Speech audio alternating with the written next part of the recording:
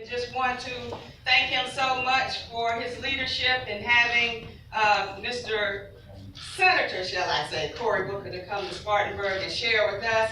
I met Senator Booker about 2 months ago. He came to Spartanburg and met with a few of us, and I was immediately impressed when I met him. He does have a heart for the people. He's very much involved in the community. He has turned around in Newark, where he was mayor. And I think he's somebody that will be good for the United States. And so right now, without further ado, I'm going to introduce to you Senator Cory Booker. Hello, everybody. I'm so grateful. You all make me feel like I'm at home. I'm at home here in Spartanburg. I want to jump right in. They rolled out the councilman for me, Councilman Brown over there, Councilman Rice, some big fellas. They're part of the big bull council people. I hope the council look it the same way. This means so much to me that you all would come out here. When you bring out folk from the community, folk who love the community, who are loyal to the community. Rosalind, people like her, she understands the truth. You can't lead the people if you don't love the people. And you know, love, there's a man named Cornel West says, what does love look like in public? It looks like justice. And that's what we're here to talk about today. And I know Rosalind and my friend first, Carl Allen, the senator here, these are folks that I bonded with over the issues that matter. And I've been going all over the country for the last 2 weeks since we launched our Justice for All tour. And so I'm looking forward to getting into a larger conversation about any issue you all want to talk about. Even how much money I save on hair products. Any issue you all want to talk about. But I want you to know today I am starting to talk about an issue that I've been working on since I was a city council person. And the kids in my community seem to better be able to find unleaded gasoline and unleaded water. I've been driving on environmental justice issues and have found kinship with people from coast to coast, from the Gulf Coast to the Great Lakes, because people don't understand. This is the 5th year anniversary of the crisis in Flint, but there is over 3,000 jurisdictions in America where children have twice the blood lead levels of Flint, Michigan. We are a nation with tremendous common pain when it comes to environmental justice, but we lack a sense of common purpose, a sense of common urgency to deal with the poisoning of our communities. And I wanted to be here in Spartanburg to really kick this off because of the conversation. I've been talking about economic justice. I've been talking about criminal injustice. I've been going all around this country, but I wanted to come here because this is a place that reminds me of home. And I'll be specific. When I first moved to Newark, New Jersey, I was a law student. And I met one of these incredible community leaders named Miss Virginia Jones. She was the tenant president of the projects I would move into for almost 10 years. And she saw this young law student with a high sense of self-regard. And I told her I was here to help. And she's like, you know, she basically said to me, looks like you need help, young man. And she brought me to the center of Martin Luther King Boulevard and said to me, boy, you want to help me? Tell me what you see around here. And I described my neighborhood, the neighborhood I still live in. Low-income neighborhood, projects. Back then it was an abandoned building, which we used for drugs, a crack house. All these things I described what I saw, and she, the more I talked, the more upset she looked. And I finally stopped and I go, what's wrong? She goes, you can't help me. And she starts walking away. And I run after her and stomp her, very respectfully. and I said, man, what are you talking about? And she says, boy, you need to understand something. The world you see outside of you is a reflection of what you have inside of you. And if you're one of those people who only sees problems and darkness and despair, that's all there's ever going to be. But if you're one of those stubborn people, every time you open your eyes, you see hope, you see opportunity, you see love, you see the face of God. Then you can be one of those people that helps me. And she left me there thinking to myself, okay, grasshopper, thus ended the lesson. Spartanburg is a beautiful community. And what is stunning is just like Newark, a whole lot of folk came into the community and did wrong.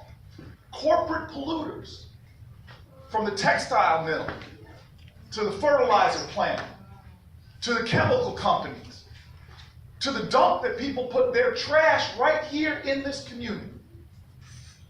And it was poisoning people. Harold, where'd Harold go? He's right over here. Man, you can't dress nicer than the senator, man. This man was literally poisoned, driven to his deathbed. He was part of a cancer cluster where people were dying in this community. In South Carolina, you all have these toxic sites all over the state. Yes. If you are a low-income South Carolinian, 50% of them live in communities that are around Superfund sites, the most toxic sites there are. Half of all the black people in your state live right around Superfund sites. And we know, I live in a city, 2 Superfund sites within 5 miles of where I live. We now know that children born around Superfund sites, we were just talking, Harold and I, about the stillbirths that were happening here.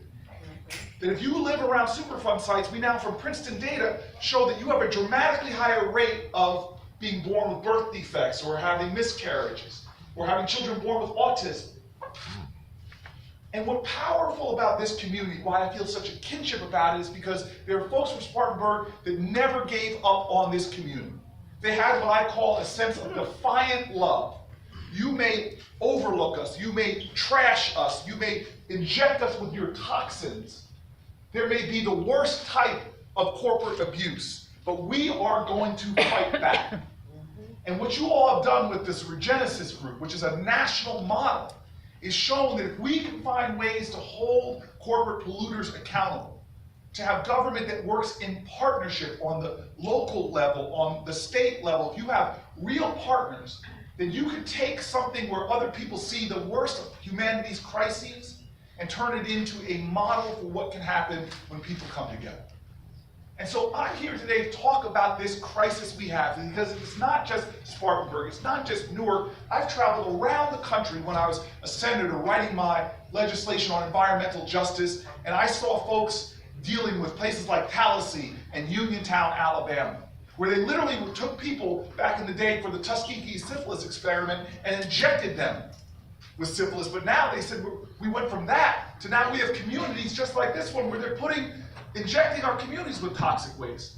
You have these massive cancer clusters in the United States of America, like St. James Parish in Louisiana, that literally, if you just Google Cancer Alley, you see where all these chemical companies are along the Mississippi between Baton Rouge and New Orleans. I've been to Lowndes County, Alabama, where they have neglected tropical diseases because of backed up sewage systems and lack of access to water. Tropical diseases, most doctors don't think exist in North America. I've been to the low-lying areas of North Carolina, my daddy's state. He's right over the border in Hendersonville, North Carolina. But I was down in Duplin County, where they have these massive corporate agricultural pig farms, where they have these massive CAFOs, where they take all the waste from those pigs. It's so much that they put it in these massive lagoons, and then they spray it over fields. Well, guess who lives in those neighborhoods? Low-income people, African-American communities, who gather together to talk to me because they can't open their windows, they can't put their laundry out, they can't run their air conditioning, they have respiratory diseases, they have cancers. All over America right now, we have a problem with environmental injustice.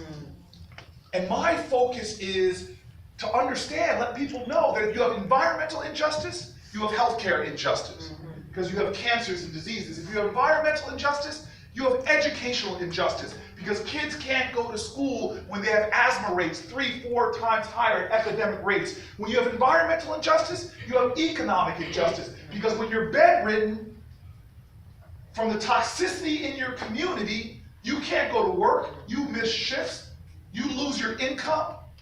When you have environmental injustice, you have civil injustice. Civil rights are under attack. Because what greater civil right is there as an American than to have access to clean air, clean water, and clean soil?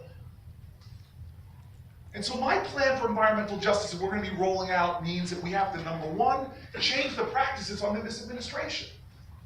We now have an administration that is at an all-time low for holding corporations accountable. from the fact that the fines that they collected last year, $4 billion, are the lowest they've been in 15 years since the Office of Accountability was set up. With the cases that they're referring to the Department of Justice to hold the corporate polluters accountable, is the lowest it's been since I've been in high school. And I'm turning 50 this weekend, so that was a long time ago. When I really did have the big afro, man. 1980s. We have to make sure that we have a president that knows these issues, not in an intellectual way, but with a sense of urgency that I have living in a city where they won't let us plant in the soil in our own backyards because it's full of toxins, where we have asthma rates 3 and 4 higher, where we live around Superfund sites. There's got to be urgency, but it's more than just that.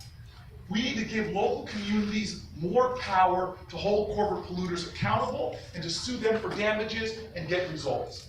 We need to make sure that in this nation, if you live in a community, that you have a government that's reinvesting in those communities. One of the reasons why we were able to create Regenesis is because of a whole bunch of streams of resources to make sure we're reinvesting in communities like this. And if I'm President of the United States, that will be part of our plan.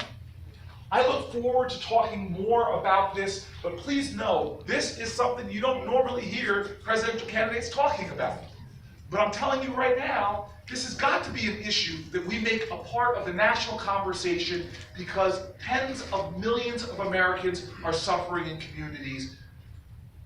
And we have to start talking not just about climate change, but about air quality, water quality, quality of our soil. Denver had 50 days of air pollution that were worse than Beijing because we are not holding corporate polluters accountable. And so I'm looking forward to having a larger conversation, but I wanted to start there, but I want to take a few more steps if you all allow me. Because this Justice for All tour is really about understanding who we are to each other. I'm looking forward to talking about all of the issues, but I need to get back to this understanding of what you all are trying to do here, which is to create a more beloved community. Now, I'm one of these presidential candidates that some people wonder, why is this Cory Booker talking about love all the time, the beloved community? What's that all about? Well, I want to be very clear with you. We are a nation that has been committed to this idea that we are each other's responsibility.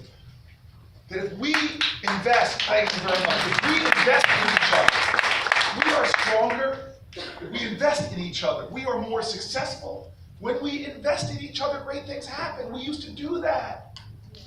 Every generation of Americans, by investing in America, heck, we had Republican presidents who used to talk about this. Eisenhower's Highway Act would be $1 trillion infrastructure plan if it was done today.